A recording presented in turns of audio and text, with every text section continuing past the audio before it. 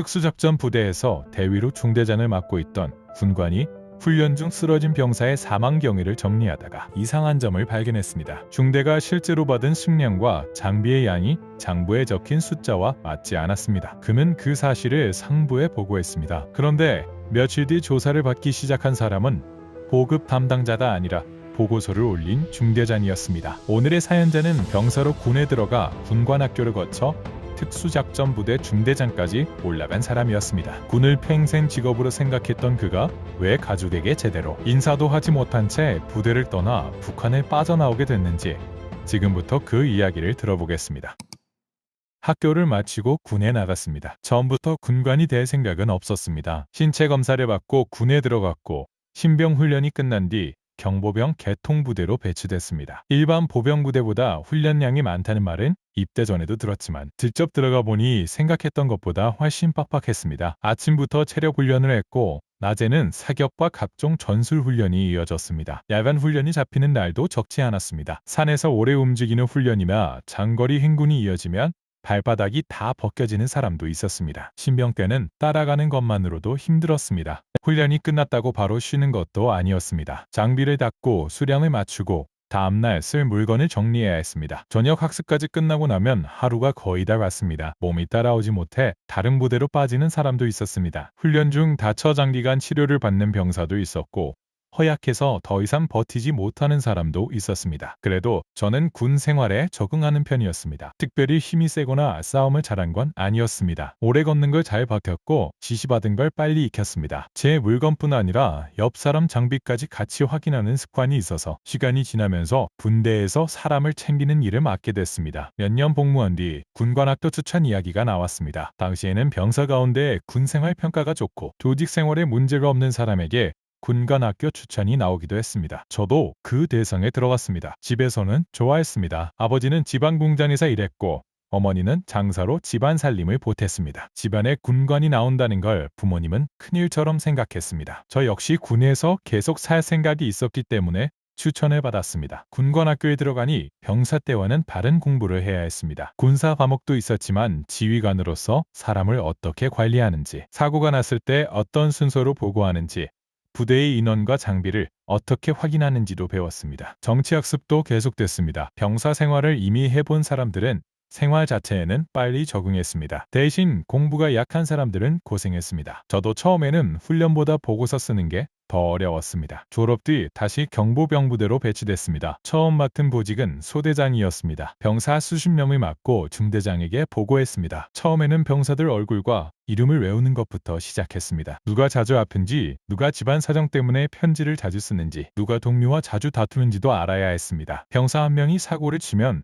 그 병사 문제로 끝나는 게 아니라 지휘관 관리 책임까지 따라왔기 때문입니다. 소대장으로 있을 때 병사 한 명이 밤에 부대를 빠져나갔다가 몇 시간 만에 붙잡힌 적이 있었습니다. 집에 편지를 보내려고 나갔다고 했습니다. 그 병사는 처벌을 받았고 저도 관리 책임으로 비판을 받았습니다. 그 뒤로는 병사들 행동을 더 꼼꼼하게 봤습니다. 소대장 생활을 하면서 제가 가장 많이 배운 건 사람마다 사정이 다르다는 것이었습니다. 겉으로는 훈련을 잘 받는 병사도 집에서 편지가 오면 며칠씩 말이 없어졌고 평소 문제를 많이 일으키던 병사가 동료가 아프면 가장 먼저 챙기기도 했습니다. 지휘관이 숫자만 보고 있으면 사고가 생긴 뒤에야 그 사람 사정을 알게 되는 경우가 많았습니다. 소대에서 사고가 나면 중대장이 먼저 저를 불렀습니다. 경위서를 쓰고 재발 방지 대책을 적었습니다. 처음에는 그런 서류가 형식이라고 생각했습니다. 몇 번 겪고 나니 사고가 나기 전에 확인하는 게 결국 지휘관이 해야 할 일이었습니다. 시간이 지나면서 중대 안에서 훈련 계획과 인원 관리를 보조하는 일도 맡았습니다. 중대장이 자리를 비우면 소대장들이 보고한 내용을 취합했고 훈련 전에는 참가 인원과 장비 상태를 확인했습니다. 그 과정에서 군관은 훈련만 잘한다고 되는 자리가 아니라는 걸 알았습니다. 병사가 몇 명 빠졌는지, 식량이 며칠분 남았는지, 장비가 몇 개 고장났는지를 계속 알고 있어야 했습니다. 몇 년 뒤 대위계급으로 중대장을 맡았습니다. 중대장이 되면 병사들 앞에서는 제가 지시를 내렸습니다. 하지만 제 위에도 대대와 상급 부대가 있었고 정치 조직에서도 계속 지시가 내려왔습니다. 훈련 일정 하나를 마음대로 바꾸기 어려웠고 병사 한 명을 장기간 쉬게 하려 해도 군의관 의견과 상급 지휘선의 확인이 필요했습니다. 중대장이 된 뒤부터는 훈련만 보는 게 아니었습니다. 식량, 피복, 신발, 장비, 의약품 같은 물자도 확인해야 했습니다. 후방에서 내려오는 물자를 중대가 받아 병사들에게 나눠줬고 수량이 부족하면 이유를 확인해야 했습니다. 특수부대라고 해서 필요한 물자가 언제나 정확하게 들어오는 건 아니었습니다. 다른 것보다 먼저 받는 품목이 있기는 했지만 실제 중대에 내려오는 양이 부족한 때도 있었습니다. 식량이 늦게 들어오는 날도 있었고 군화나 훈련복 수량이 맞지 않는 경우도 있었습니다. 그럴 때는 중대 안에서 버텨야 했습니다. 취사 쪽에서 양을 조절하기도 했고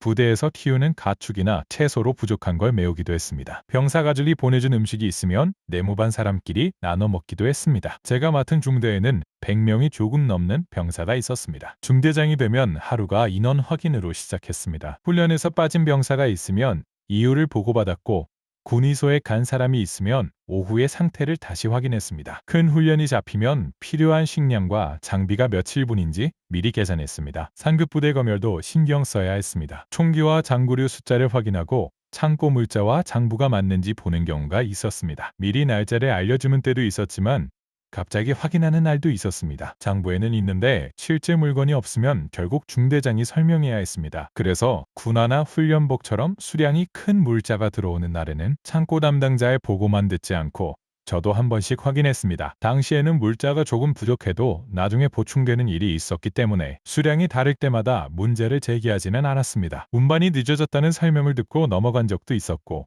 다른 중대와 물량을 조정했다는 말을 들은 적도 있었습니다. 중대장이 되고 나서는 병사들 얼굴을 자주 봤습니다. 훈련장에서 잘 뛰는 것만 보는 게 아니었습니다. 밥을 제대로 먹는지, 전날 열이 있던 병사가 괜찮은지, 행군을 앞두고 신발이 망가진 사람은 없는지 확인했습니다. 사고가 나면 그 뒤 일이 더 커졌기 때문입니다. 훈련 중 발목을 다치거나 어깨가 빠지는 일은 가끔 있었습니다. 그런 경우 군의관에게 보내고 훈련에서 빼면 됐습니다. 큰 사고가 나면 달랐습니다. 중대장이 경위서를 써야 했고 상급 부대에서 조사를 나왔습니다. 집에는 아내와 어린 아들이 있었습니다. 군관 가족들이 사는 곳에서 지냈고 저는 훈련이 길어지면 며칠씩 집에 못 들어갔습니다. 집에 들어가도 부대의 일은 거의 말하지 않았습니다. 어느 지역에서 무슨 훈련을 했는지까지 가족에게 설명하는 습관도 없었습니다. 아내가 묻는 건 대개 언제 다시 들어오는지, 집에 필요한 물건을 구할 수 있는지 같은 일이었습니다. 저는 중대에서 있었던 일 가운데 말해도 되는 정도만 얘기했습니다. 그때까지는 그 생활을 계속할 거라고 생각했습니다. 병사로 군에 들어와 군관 학교를 나왔고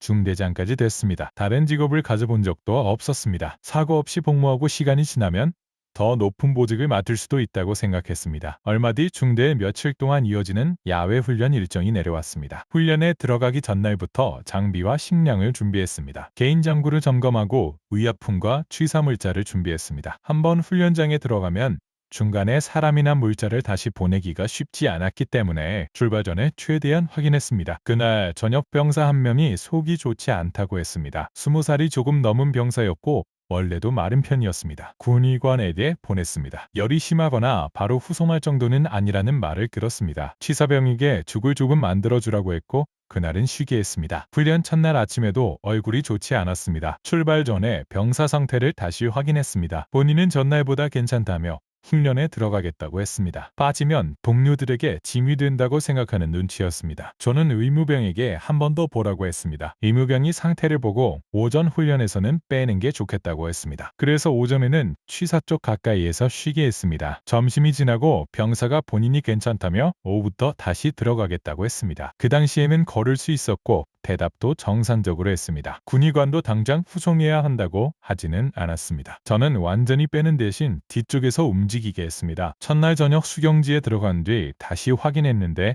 밥을 절반도 먹지 못했습니다. 속이 더부룩하다고 했습니다. 둘째 날에는 더 뒤로 찾았습니다. 휴식할 때 물을 많이 마셨고 식사를 거의 못했습니다. 취사병에게 따로 죽을 만들어주라고 했습니다. 셋째 날 오후에 그 병사가 대열에서 벗어나 앉았습니다. 처음에는 쉬려고 앉은 줄 알았습니다. 잠시 뒤 옆으로 쓰러졌습니다. 가까이 있던 병사들이 먼저 달려갔고 의무병이 상태를 확인했습니다. 바로 후송해야 한다고 했습니다. 중대 훈련은 부중대장에게 맡기고 병사를 후방으로 보냈습니다. 그날 밤 상태가 좋지 않아 상급 군의소로 다시 후송됐다는 연락을 받았습니다. 다음날 훈련 일정은 그대로 진행됐습니다. 저는 중간중간 병사 상태를 확인하려고 연락했지만 바로 답을 듣지 못했습니다. 훈련을 마치고 부대로 돌아온 뒤 대대 지휘부에 들어갔습니다. 그 자리에서 그 병사가 숨졌다는 말을 들었습니다. 훈련 전 상태 중간에 쉬게 1시간 군의관에게 보낸 과정, 후송한 시간을 다시 설명했습니다. 군의관도 따로 불려가 경위를 말했습니다. 대대에서는 그날 훈련에 참가했던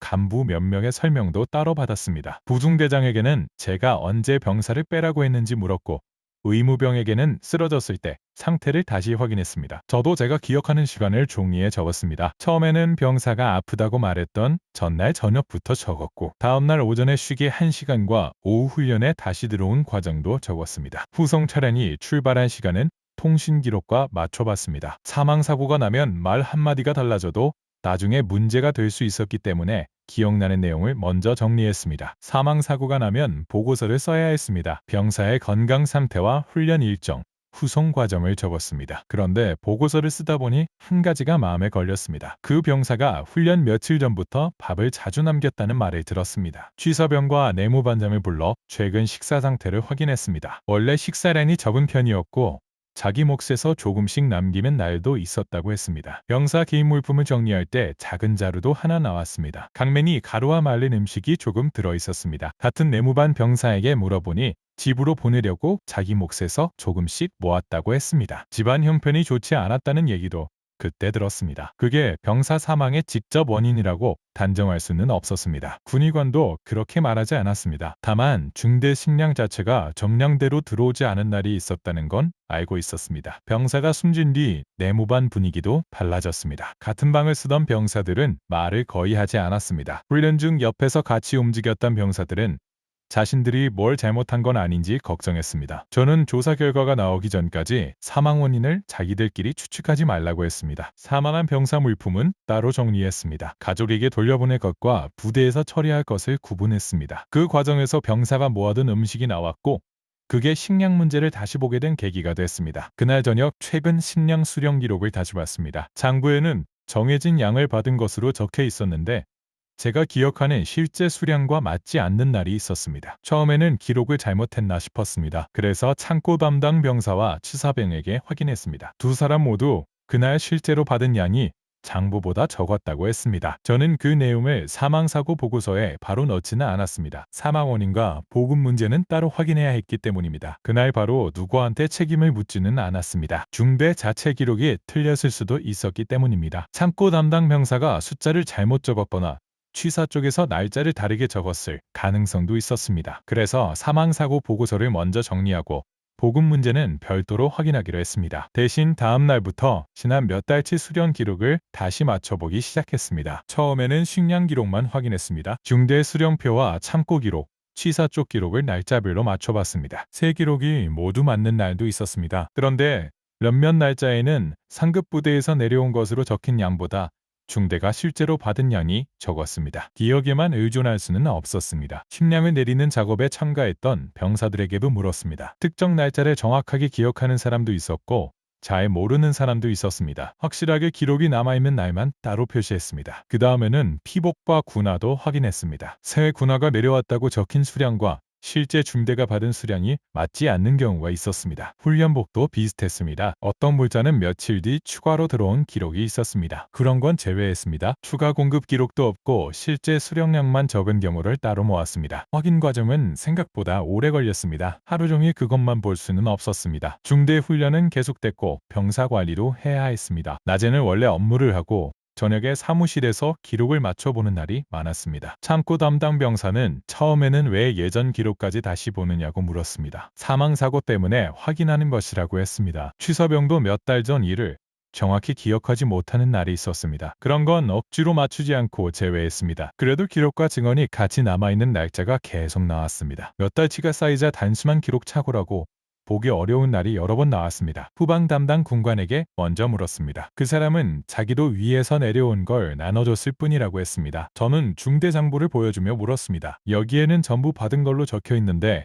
우리는 이만큼밖에 못 받았습니다. 그 사람은 자기 장부가 아니라며 더 위에 확인해보라고 했습니다. 저는 내용을 정리해서 대대에 보고했습니다. 처음에는 실무착오일 수 있다는 답을 들었습니다. 다른 중대로 갈물자가 섞였을 수도 있고 나중에 보충된 기록이 빠졌을 수도 있다는 말이었습니다. 그래서 제가 확인한 날짜와 품목만 다시 적었습니다. 누가 빼돌렸다고 쓰지도 않았습니다. 우리 중대가 실제 받은 양과 장부상 지급량이 다르니 확인이 필요하다고만 적었습니다. 그 무렵 사망한 병사의 가족이 부대에 왔습니다. 어머니와 형이었습니다. 가족에게는 훈련 중 몸 상태가 나빠져 후송했고 치료 과정에서 숨졌다고 설명했습니다. 어머니는 아들이 훈련 전부터 아팠느냐고 물었습니다. 전날 속이 좋지 않다고 했고 군의관 확인을 받은 뒤 훈련에 참가했다고 말했습니다. 어머니는 왜 아픈 아이를 그냥 훈련에 데려갔느냐고 물었습니다. 저는 바로 답하지 못했습니다. 당시 확인 내용과 절차를 설명할 수는 있었지만 자식을 잃은 부모한테 그 말이 무슨 소용이 있겠습니까? 병사 가족이 돌아간 뒤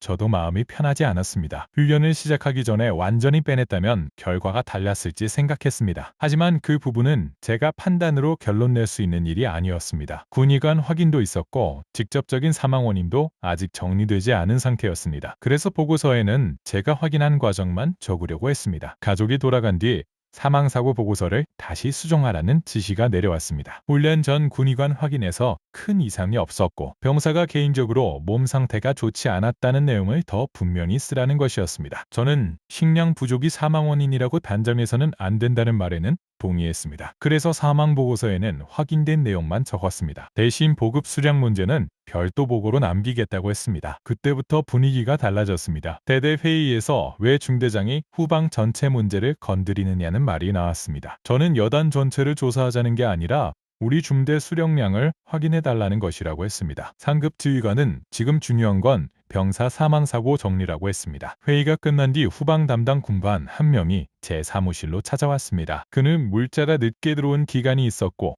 상급 부대에서 중대별로 물량을 조정한 적도 있다고 설명했습니다. 저는 그러면 조정한 기록을 확인해달라고 했습니다. 그 사람은 현장에서 숫자가 항상 정확하게 맞지는 않는다고 했습니다. 저도 군 생활을 오래 했기 때문에 그런 사정이 있다는 건 알았습니다. 그래서 기록이 확인되면 그걸로 끝낼 생각이었습니다. 하지만 제가 표시해둔 날짜 가운데 일부는 보충 기록도 다른 중대로 돌렸다는 기록도 찾지 못했습니다. 며칠 뒤 정치부 쪽 군관이 따로 불렀습니다. 중대장 복무는 중대 1위부터 제대로 보시오. 저는 보급도 중대 1위라고 했습니다. 그 사람은 말을 길게 하지 않았습니다. 일을 더 크게 만들 필요는 없다는 뜻이요. 그 뒤 후방 담당자들에게 제가 직접 묻지 말라는 지시가 내려왔습니다. 자료도 지휘선을 통해서만 올리라고 했습니다. 저는 작성한 내용을 그대로 제출했습니다. 보고서를 올린 뒤 며칠 동안 아무 연락이 없었습니다. 그 사이 중대 일은 평소대로 돌아갔습니다. 훈련은 나갔고 병사들 식사도 확인했습니다. 다만 후방 담당자들은 예전처럼 편하게 말을 하지 않았습니다. 제가 수량 얘기를 꺼내면 지휘선을 통해 확인하라는 말만 했습니다. 저도 더 캐묻지 않았습니다. 이미 확인한 자료를 올렸으니 상급 부대에서 확인하면 된다고 생각했습니다. 며칠 뒤 그 자료와 중대에 남겨둔 사본까지 가져가라는 지시가 왔습니다. 후방 쪽에서 정식으로 확인을 시작하는 줄 알았습니다. 하지만 첫 질문을 받은 사람은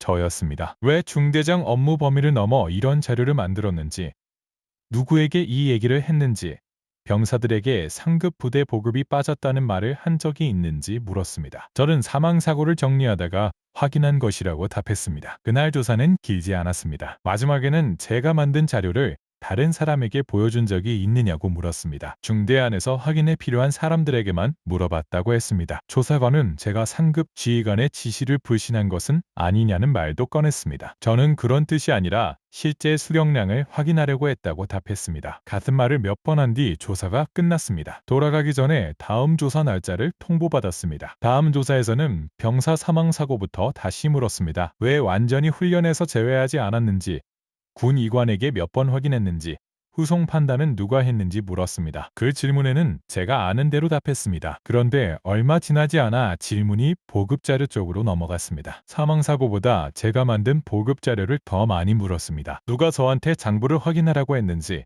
다른 군관들에게 무슨 말을 했는지, 상급 지휘관을 의심한다는 말을 한 적이 있는지 물었습니다. 제가 하지 않은 말도 질문에 섞여 있었습니다. 병사들 앞에서 위에서 식량을 빼먹는다고 말했다는 얘기를 들었다고 했습니다. 그런 말을 한 적 없다고 답했습니다. 누가 그런 말을 했는지는 알려주지 않았습니다. 부중대장과 소대장들도 따로 불려갔습니다. 조사를 받고 돌아온 사람들은 저와 눈을 잘 마주치지 않았습니다. 제가 무슨 질문을 받았는지 묻지도 않았습니다. 군에서 조사받고 나온 사람한테 내용을 다시 캐묻는 건 서로 부담스러운 일이었습니다. 세 번째 조사에서는 제가 평소 회의에서 했던 말까지 물었습니다. 훈련 일정이 너무 빡빡하다고 말한 적이 있는지, 후방 보급이 제대로 안 된다고 다른 군관들과 불평한 적이 있는지, 상급 부대 지시를 두고 의견을 낸 적이 있는지 하나씩 물었습니다. 회의에서 업무상 의견을 낸 적은 있었습니다. 하지만 그게 문제가 될 거라고 생각한 적은 없었습니다. 조사관은 제가 불만을 퍼뜨렸다고 단정하지는 않았습니다. 대신 여러 사람 말을 확인하고 있다고 했습니다. 그때부터 제가 무엇을 말했는지보다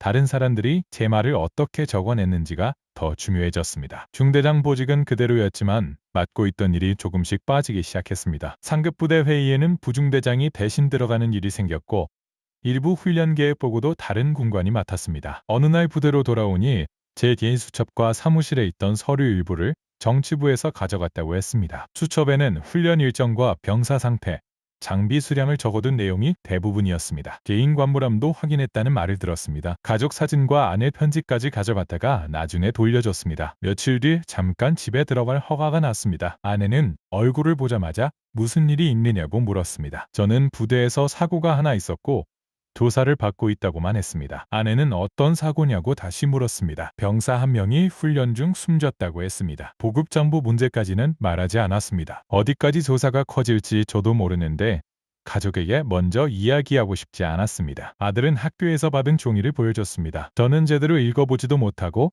다음날 다시 부대로 들어갔습니다. 그게 북한에서 가족을 본 마지막이 됐습니다. 그 다음 조사에서는 가족 관계를 다시 적으라고 했습니다. 아내가 어디에 사는지, 아들이 몇 살인지, 부모와 형제는 어디에 있는지 다시 썼습니다. 이미 인사기록에 있는 내용이었습니다. 왜 또 적느냐고 물었더니 확인 절차라고 했습니다. 그때부터 보직이 바뀌는 정도로 끝나지 않을 수도 있다고 생각했습니다. 같은 부대에서 오래 근무한 군관 한 명이 저녁에 잠깐 찾아왔습니다. 구체적인 이야기는 하지 않았습니다. 지금은 말 줄이는 게 좋겠어. 그 말만 하고 갔습니다. 며칠 뒤 새로운 조사 일정이 잡혔습니다. 이번에는 여단 안에서 끝나는 조사가 아니라 상급 기관 사람이 내려온다고 했습니다. 아직 정식으로 구분된 상태는 아니었습니다. 무기도 그대로 있었고 부대 안에서 중대장 업무도 일부 남아 있었습니다. 하지만 조사팀이 내려오고 보직이 정지되면 그 뒤에는 부대 밖으로 나가기 어려울 수 있었습니다. 조사 일정이 잡힌 뒤부터는 밤에도 잠이 잘 오지 않았습니다. 다른 군관에게 조사 얘기를 묻는 것도 어려웠습니다. 누군가에게 제가 겁을 먹고 있다는 인상을 주고 싶지도 않았습니다. 한편으로는 아무 일 없이 끝날 수도 있다고 생각했습니다. 자료를 괜히 만들었다는 비판을 받고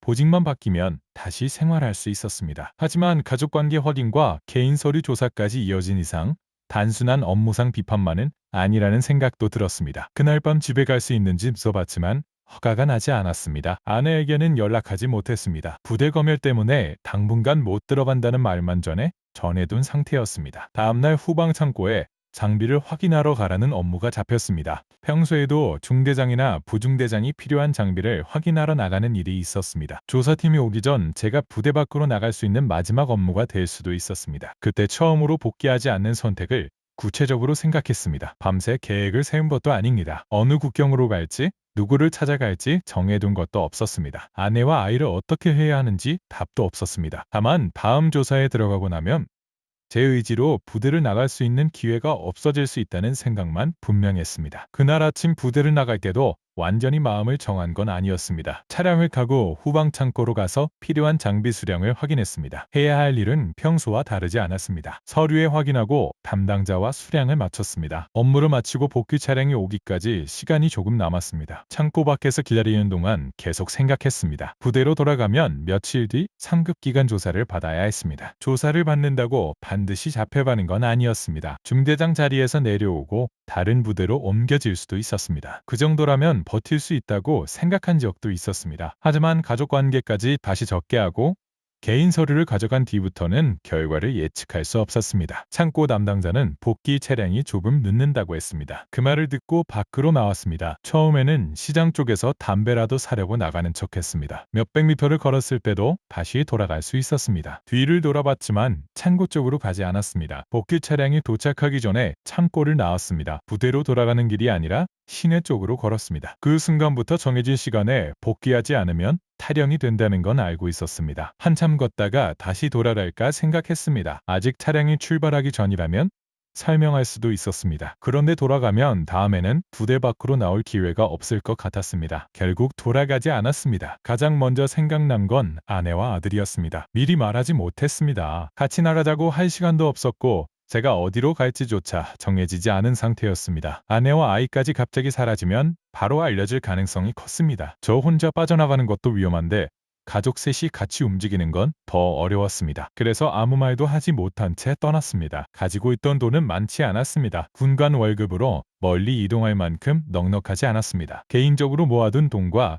집에 갈 때 쓰려고 챙겨둔 돈이 전부였습니다. 처음 하루는 군관증을 가지고 움직였습니다. 아직 제가 부대에서 이탈했다는 사실이 다른 지역까지 얼마나 전달됐는지 알 수 없었습니다. 이동 중 신분을 확인받을 때는 군관 신분이 오히려 설명하기 쉬운 경우도 있었습니다. 시간이 지나면 상황이 달라질 수 있다고 생각했습니다. 그래서 한 곳에 오래 머물지 않았습니다. 처음 이동한 날은 멀리 가지 못했습니다. 날이 어두워진 뒤 사람들 눈을 피해 잠깐 머물 곳을 찾았습니다. 여관처럼 신분을 적어야 하는 곳은 피했습니다. 돈을 주고 개인 집에서 몇 시간 쉬었습니다. 다음 날부터 다시 움직였습니다. 기차와 차량을 한 번에 계속 이용한 게 아니라 상황에 따라 갈아탔습니다. 제가 어디에서 왔는지 묻는 사람에게는 친척이를 보러 간다고 했습니다. 군관 신분을 아는 사람이 나타날까봐 가장 신경이 쓰였습니다. 몇 번 교통편을 바꿔 북쪽으로 이동했습니다. 국경 지역에 가까워진 뒤에는 군관증을 꺼내지 않았습니다. 시장 주변에서 평상복을 구했고 군복은 더 이상 입지 않았습니다. 처음에는 군복을 버릴 생각을 못했습니다. 오랫동안 입고 살았던 옷이기도 했고 군관증과 함께 있으면 신분을 설명하기 쉬울 때도 있었습니다. 하지만 국경 가까이에서 군관 복장은 오히려 눈에 띌 수 있었습니다. 결국 필요한 것만 남기고 군복은 더 이상 가지고 다니지 않았습니다. 제가 군에서 오래 있었다고 해서 국경 사정을 아는 건 아니었습니다. 어느 길로 가야 하는지 누구에게 돈을 줘야 하는지 전혀 몰랐습니다. 시장 주변에서 물건을 나르는 사람들에게 중국 쪽으로 물건을 보내는 사람을 찾는다고 둘러서 물었습니다. 처음에는 아무도 대답하지 않았습니다. 처음 연결한 사람은 제 말을 믿지 않았습니다. 중국에 물건을 보내려는 사람이 왜 혼자 왔느냐고 물었습니다. 저는 집안 사정 때문에 직접 만나야 할 사람이 있다고 했습니다. 그 사람도 더 자세히 묻지는 않았습니다. 제가 군에서 나왔다는 사실은 끝까지 말하지 않았습니다. 며칠 지나 한 사람이 다른 사람을 소개했습니다. 그 사람은 제가 어디에서 왔는지보다 돈이 있는지를 먼저 물었습니다. 제가 가진 돈으로는 부족했습니다. 가지고 있던 시계와 값이 될 만한 물건을 넘겼고 나머지는 중국에 들어간 뒤 마련하는 것으로 이야기했습니다. 약속한 날짜가 한 번 바뀌었습니다. 국경 쪽 단속이 심해 바로 움직이기 어렵다는 이유였습니다. 기다리는 동안 가족 생각을 많이 했습니다. 제가 복귀하지 않은 걸 부대에서 알았다면 아내에게도 사람이 갔을 가능성이 높았습니다. 그렇다고 연락할 수도 없었습니다. 제가 어디에 있는지 드러날 수 있었기 때문입니다. 두 번째로 정한 날 밤 안내를 받아 국경 쪽으로 이동했습니다. 강을 건너는 과정 자체는 오래 걸리지 않았습니다. 중국 땅에 들어갔다고 바로 끝난 것도 아니었습니다. 잡히면 다시 북한으로 보내질 수 있다는 말을 알고 있었습니다. 저는 현역 군관 신분으로 부대를 이탈한 상태였습니다. 북한으로 돌아가면 무슨 처벌을 받을지 생각할 필요도 없었습니다. 그래서 중국에 들어간 뒤부터는 제 신분을 숨기고 살 수밖에 없었습니다. 처음 머문 곳은 연변 쪽 농촌이었습니다. 조선말이 통하는 사람이 있어서 대화에는 큰 문제가 없었습니다. 문제는 신분이었습니다. 중국 신분증이 없으니 정식으로 일자리를 구하기도 어려웠고 숙소도 마음대로 구할 수 없었습니다. 처음 며칠은 거의 밖에 나가지 않았습니다. 낯선 사람이 동네를 돌아다니면 눈에 띌 수 있다는 말을 들었습니다. 필요한 물건은 농장 주인이 대신 사왔습니다. 조선말이 통한다고 마음대로 말할 수 있는 것도 아니었습니다. 말투가 북한 사람이라는 걸 바로 알아듣는 사람이 있었기 때문에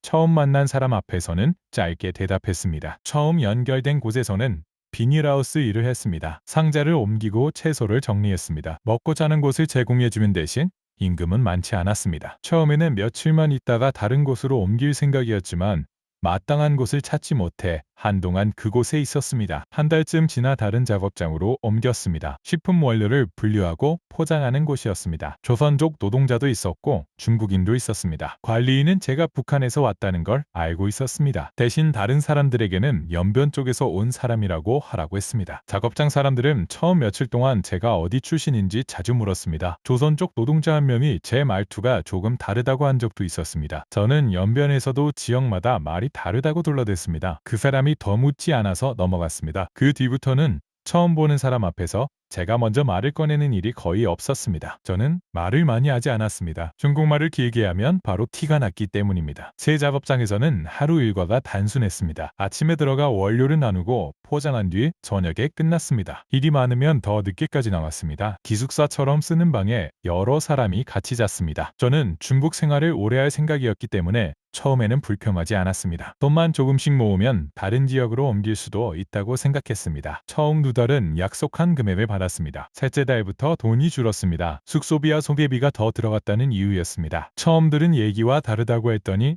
관리인이 싫으면 나가도 된다고 했습니다. 그 말이 끝이었습니다. 제가 경찰에 가서 임금을 못 받았다고 따질 처지도 아니었습니다. 그 뒤로는 받은 돈에서 조금씩 따로 모았습니다. 처음부터 한국에 가려고 한 건 아니었습니다. 중국에서 조용히 일하면서 살 수 있으면 그렇게 살 수도 있다고 생각했습니다. 북한으로만 돌아가지 않으면 된다고 생각한 때가 있었습니다. 그 생각이 바뀐 건 작업장에 공안 차량이 왔던 날입니다. 주변 사업장을 확인하러 다닌다는 말이 돌던 때였습니다. 낮에 경찰 차량이 작업장 앞에 서자 관리인이 저를 포함해 신분이 불분명한 사람 몇 명을 숙소 쪽에 들어가 있게 했습니다. 그날은 일을 멈췄습니다. 밖에서 관리인과 공안이 한동안 얘기했습니다. 저는 방 안에서 몇 시간을 기다렸습니다. 결국 그날은 제 신분을 확인하지 않고 돌아갔습니다. 다음 날부터 일은 다시 시작됐습니다. 하지만 며칠 동안 숙소와 작업장 외에는 나가지 않았습니다. 관리인은 공안이 다시 오면 자기도 책임질 수 없다고 했습니다. 그때부터 차량 소리만 나도 먼저 밖을 보게 됐습니다. 한 번은 같은 작업장에서 일하던 조선족 남자에게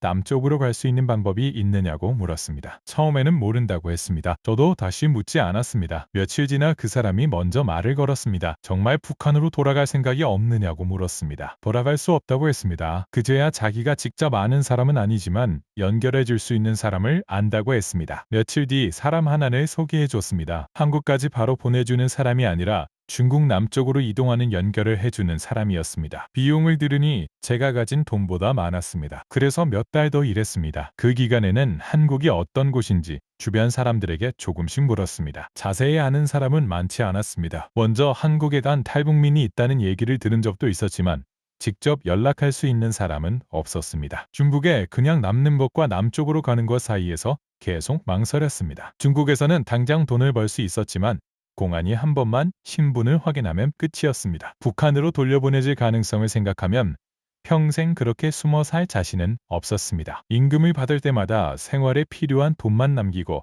나머지는 모았습니다. 출발 날짜가 정해진 뒤에도 한 번 미뤄졌습니다. 중국 안에서 움직이는 동안에는 신분 확인을 가장 조심했습니다. 여러 사람이 같이 이동했지만 서로 모르는 사람처럼 움직였습니다. 중국 남부로 내려간 뒤에는 다시 다른 연결책을 따라갔습니다. 제3국을 거쳐 태국에 들어간 뒤 한국행 절차를 밟았습니다. 태국에 들어간 뒤에도 바로 한국으로 온 것은 아니었습니다. 대기하는 기간이 있었고 신원 확인 절차를 거쳤습니다. 그때까지도 가족에 대해 연락할 방법은 없었습니다. 한국행 비행기에 탔을 때도 도착하면 모든 게 끝난다고 생각하지 않았습니다. 북한에서 군관으로 복무한 경력이 있었기 때문에 제 이야기를 여러 번 확인할 거라는 말을 들었습니다. 한국에 도착하고 나서는 관계기관 조사를 받았습니다. 북한에서 군관이었고 특수작 전부대 중대장까지 했다는 사실 때문에 복무 경위와 부대 이탈 과정에 대한 질문이 많았습니다. 같은 내용을 다른 방식으로 다시 묻는 경우도 있었습니다. 처음 며칠은 북한에서 조사받던 때가 떠올랐습니다. 하지만 조사 내용과 별개로 생활은 달랐습니다. 정해진 시간에 식사를 했고 조사 후에는 숙소로 돌아갔습니다. 조사와 정착 절차를 거친 뒤 경기 지역에서 생활을 시작하게 됐습니다. 처음 받은 집에서 혼자 생활을 시작했습니다. 처음 몇 달은 물류창고에서 일했습니다. 물건을 분류하고 옮기는 일이었습니다. 몸을 쓰는 일이라 처음부터 못할 정도는 아니었습니다. 회사 생활과 집을 오가는 것만으로도 하루가 지나갔습니다. 직장에 처음 들어갔을 때는 시키는 일을 제대로 하는 데만 신경을 썼습니다. 같이 일하는 사람들 이름을 외우고 작업 순서를 익혔습니다. 사람들이 주말에 어디 다녀왔다는 얘기를 해도 저는 그냥 들었습니다. 서울 밖에 있는 지역 이름을 들어도 어디에 있는지 잘 몰랐습니다. 쉬는 날에는 대부분 집에 있었습니다. 같이 일하던 사람 가운데 저보다 먼저 들어와 오래 일한 사람이 있었습니다. 제가 북한에서 왔다는 사실도 알고 있었습니다. 처음에는 서로 일 얘기만 했는데 몇 달 같이 근무하면서 쉬는 시간에 밥도 먹고 가끔 집 이야기도 했습니다. 그 사람은 쉬는 날이면 지방에도 자주 다녔습니다. 강원도에 갔다 왔다거나 부산에 친구를 만나러 갔다 왔다는 얘기를 아무렇지 않게 했습니다. 처음에는 직장 있는 사람이 그렇게 멀리 자주 움직여도 되는지 이상했습니다. 저는 회사에서 출장을 보내는 줄 알았습니다. 나중에 그냥 개인적으로 다녀온 거라는 걸 알았습니다. 어느 날 그 사람이 주말에 뭐 하느냐고 물었습니다. 별일 없다고 했더니 부산에 다녀오자고 했습니다. 바다도 보고 밥도 먹고 오자는 얘기였습니다. 저는 부산까지 얼마나 걸리는지부터 물었습니다. 기차를 타면 금방 간다고 했습니다. 그 다음 제가 물은 말 때문에 그 사람이 저를 한참 쳐다봤습니다. 그럼 여행증은 어디서 봤습니까? 상대는 처음에 제가 무슨 말을 하는지 못 알아들었습니다. 무슨 여행증이요? 다른 지역으로 가는데 허가 안 받아도 됩니까? 그 사람이 그냥 표만 사면 된다고 했습니다. 제가 계속 못 믿는 표정을 지으니까 휴대전화로 기차표를 보여줬습니다. 출발지와 도착지, 시간만 고르면 된다고 했습니다. 회사에 휴가기를 내야 하는 것도 아니었습니다. 원래 쉬는 날이었기 때문에 직장에 따로 말할 필요도 없다고 했습니다. 저는 정착교육에서 이동이 자유롭다는 설명을 이미 들었습니다. 그래도 실제로 제가 다른 지역까지 가는 건 처음이었습니다. 다시 물었습니다. 신분증 외에 다른 서류가 정말 필요 없느냐고 했습니다. 필요 없다고 했습니다. 전날 밤에도 정말 아무 서류가 필요 없는지 인터넷으로 한번 찾아봤습니다. 어디에 신고하라는 내용이 없었습니다. 그래도 아침에 집을 나설 때 신분증은 챙겼습니다. 혹시라도 역에서 확인할지 모른다고 생각했습니다. 쉬는 날 아침역으로 갔습니다. 역에 도착해서도 저는 먼저 안내판부터 봤습니다. 사람들이 자기 표를 확인하고 바로 개찰구로 들어가는 걸 한참 봤습니다. 제가 어디에 가는지 설명하는 창구가 따로 있을 거라고 생각했던 건 아닙니다. 그런데 막상 아무 절차가 없는 걸 직접 보니 오히려 이상했습니다. 표를 사고 개찰구를 통과했습니다. 누구도 왜 부산에 가느냐고 묻지 않았습니다. 어디에서 잘 건지, 누구를 만날 건지 적는 곳도 없었습니다. 열차에 올라탄 뒤에도 혹시 검표할 때 신분을 따로 확인하는 줄 알았습니다. 아무 일도 없었습니다. 같이 간 사람은 휴대전화를 보고 있었고 저는 창밖을 계속 봤습니다. 도시가 몇 번 바뀌었습니다. 북한에서 살 때는 다른 지역으로 이동하려면 이유와 허가가 필요했습니다. 군에 있을 때는 더했습니다. 부대 밖으로 움직이는 것 자체가 업무와 명령에 따라 정해졌습니다. 그 생활을 오래 했기 때문에 아무에게도 설명하지 않고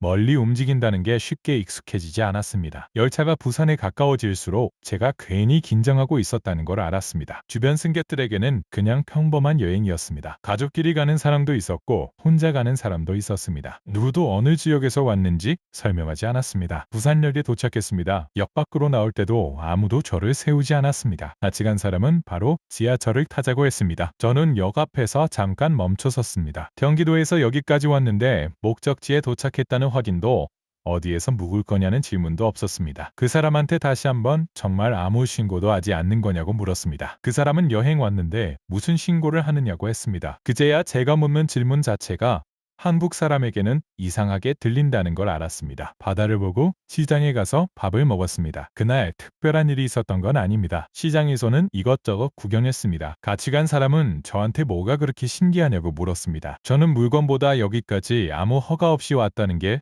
더 이상하다고 했습니다. 그 사람은 또 웃었습니다. 오후가 되자 다시 역으로 갔고 돌아오는 표를 샀습니다. 경기도에서 부산까지 갔다가 다시 돌아왔는데 누구에게도 허락받지 않았습니다. 집에 도착한 뒤 가방을 내려놓고 기차표를 다시 봤습니다. 제가 한 일은 표를 사고 기차를 탄 것뿐이었습니다. 다음날 출근했을 때도 회사에서 제가 어디에 다녀왔는지 확인하지 않았습니다. 그 뒤부터 쉬는 날에 다른 지역으로 가는 일이 조금씩 생겼습니다. 처음처럼 신분증을 몇 번씩 확인하지는 않았습니다. 그날 이후에는 다른 지역에 갈 일이 생겨도 먼저 허가부터 떠올리지는 않았습니다. 몇 달 뒤에는 혼자 서울에 볼일을 보러 간 적도 있었고 다른 지역에 사는 지인을 만나러 가기도 했습니다. 그때는 부산에 처음 갔던 날처럼 신분증을 여러 번 확인하지 않았습니다. 그 변화가 특별한 사건으로 느껴진 건 부산에 다녀온 첫날뿐이었습니다. 그 뒤에는 저도 다른 사람들처럼 목적지만 정하고 움직이게 됐습니다. 한국 생활이 조금 안정된 뒤 북한에 남은 가족 소식을 알아보기 시작했습니다. 처음에는 일부러 찾지 않았습니다. 제가 부대에서 사라진 뒤 아내와 아들이 어떤 조사를 받았는지 알 수 없었습니다. 중국에 있을 때 연락을 시도하면 오히려 가족에게 더 위험할 수 있다고 생각했습니다. 한국에 와서도 한동안 같은 생각이었습니다. 그러다 탈북민들을 통해 중국 쪽 연락선을 이용하면 북한 가족 소식을 알아볼 수 있다는 얘기를 들었습니다. 돈이 들었고 결과가 항상 나오는 것도 아니었습니다. 처음에는 살아있는지만 확인해 달라고 했습니다. 처음 돈을 보내고 나서는 금방 연락이 올 줄 알았습니다. 하지만 며칠이 지나도 아무 소식이 없었습니다. 한 달이 지나고 두 달이 지나도 마찬가지였습니다. 혹시 돈만 잃은 건 아닌가 생각했습니다. 연결해준 사람에게 물으면 아직 확인 중이라고 했습니다. 그때마다 더 재촉하지 못했습니다. 북한 안에서 실제 사람을 찾는 일이라면 시간이 걸릴 수 있다는 것도 알고 있었습니다. 몇 달 동안 아무 답도 없었습니다. 연락을 연결해준 사람은 북한 안에서 사람을 찾으려면 시간이 걸린다고 했습니다. 기다리는 동안 저는 계속 일을 다녔습니다. 월급이 들어오면 생활비를 빼고 일부를 따로 남겼습니다. 다시 연락하는데 돈이 필요할 수 있었기 때문입니다. 기다리는 동안 가장 겁났던 건 나쁜 소식이 오는 것이었습니다. 아내와 아이가 다른 지역으로 쫓겨났다는 말을 들을 수도 있었고 제가 탈영한 뒤 가족이 크게 처벌받았다는 말을 들을 수도 있었습니다. 연락이 없으면 답답했지만 동시에 아무 소식도 듣고 싶지 않은 마음도 있었습니다. 한참 뒤 짧은 소식이 왔습니다. 아내와 아들이 살아있다는 내용이었습니다. 그 말을 처음 들었을 때 가장 먼저 아들이 몇 살이 됐을지 계산했습니다. 제가 마지막으로 봤던 때에서 몇 년이 지났는지 손으로 세어봤습니다. 연락처기에 두 사람이 같이 살고 있는지도 물었습니다. 그 부분은 정확히 확인하지 못했다고 했습니다. 제가 사라진 뒤 한동안 주변에서 조사가 있었다는 말도 들었습니다. 어디에서 어떻게 살고 있는지, 아내가 직장을 계속 다니는지, 아들이 학교를 제대로 다녔는지는 정확히 알 수 없었습니다. 저는 더 확인해 달라고 했습니다. 연락책은 자주 움직이면 오히려 눈에 띌 수 있으니 기다리라고 했습니다. 전화 연결은 하지 않았습니다. 제가 한국에 있다는 사실이 알려지는 것이 가족에게 어떤 영향을 줄지 판단하기 어려웠습니다. 그 이후에도 바로 전화로 이어지지는 않았습니다. 저는 목소리라도 듣고 싶었지만 연락책은 전화 연결은 소식 확인보다 위험이 크다고 했습니다. 제가 한국에 있다는 사실이 북한 안에서 알려질 경우 아내와 아들이 다시 조사를 받을 수 있다는 말도 들었습니다. 그래서 무리해서 연결하지 않았습니다. 그렇게 다시 시간이 지났습니다. 아들은 제가 북한을 떠날 때 학교에 막 들어가던 나이였습니다. 지금은 많이 컸을 겁니다. 제가 기억하는 얼굴은 그때가 마지막입니다. 한국에서 교복을 입고 다니는 아이들을 보면 가끔 나이를 계산해 봅니다. 지금쯤 어느 학년일까 생각하는 정도입니다. 아내에게는 마지막으로 아무 말도 못했습니다. 그날 후방 창고로 나갔을 때만 해도 집에 영영 못 돌아갈 거라고 확실히 정한 상태가 아니었습니다. 결국 그날이 가족과 마지막으로 떨어진 날이 되었습니다. 가족 소식을 기다린다고 한국 생활을 멈출 수는 없었습니다. 처음 몇 년은 일자리를 몇 번 옮겼습니다. 물류창고에서 시작해 제조업체에서도 일했고 시설관리 쪽 일도 했습니다. 어떤 일은 몇 달 만에 그만뒀고 어떤 곳에서는 몇 년 일했습니다. 군에서 오래 있었지만 한국에서 그 경력을 인정받아 바로 할 수 있는 일은 거의 없었습니다. 저도 처음부터 특별한 대우를 기대하지 않았습니다. 한국에서는 처음 물류창고에서 일했고 이후 다른 일도 몇 번 옮겼습니다. 지금은 한 곳에서 오래 일하고 있습니다. 가까운 사람들은 제가 북한에서 군 생활을 오래 했다는 정도는 알고 있습니다. 어느 부대에서 어떤 일을 했는지까지 자세히 말하지는 않습니다. 여기서 살아가는데 그 경력이 꼭 필요한 것은 아니기 때문입니다. 북한에서는 대위였고 중대장이었습니다. 한국에서는 출근해서 맡은 일을 하고 월급을 받는 사람입니다. 그 생활이 지금은 익숙해졌습니다. 가족과 다시 통화할 수 있을지는 아직 모릅니다. 아들이 저를 기억하고 있는지도 알 수 없습니다. 가끔은 제가 가족에게 어떤 사람으로 남아있는지도 생각합니다. 부대에서 사라진 군관으로 알려졌는지 집에는 다른 설명이 전해졌는지 정확히 모릅니다. 아내가 저를 원망해도 할 말은 없습니다. 아무 설명도 하지 않고 사라진 사람이 저였기 때문입니다. 그래도 살아있다는 소식을 확인한 것만으로도 그 다음 연락을 기다릴 이유는 생겼습니다. 오늘 이야기에서 가장 마음에 남은 장면은 무엇이었나요? 군에서 평생 살 거라고 생각했던 사람이 자신이 올린 보고서 때문에 조사를 받기 시작했고 결국 아내와 아이에게 작별 인사도 하지 못한 채 북한을 떠났습니다. 여러분이라면 가족을 남겨두고 혼자 나오는 선택을 할 수 있었을지 그리고 그 선택을 어떻게 보셨는지 댓글로 이야기해주세요. 구독과 좋아요로 다음 사연도 함께 해주세요.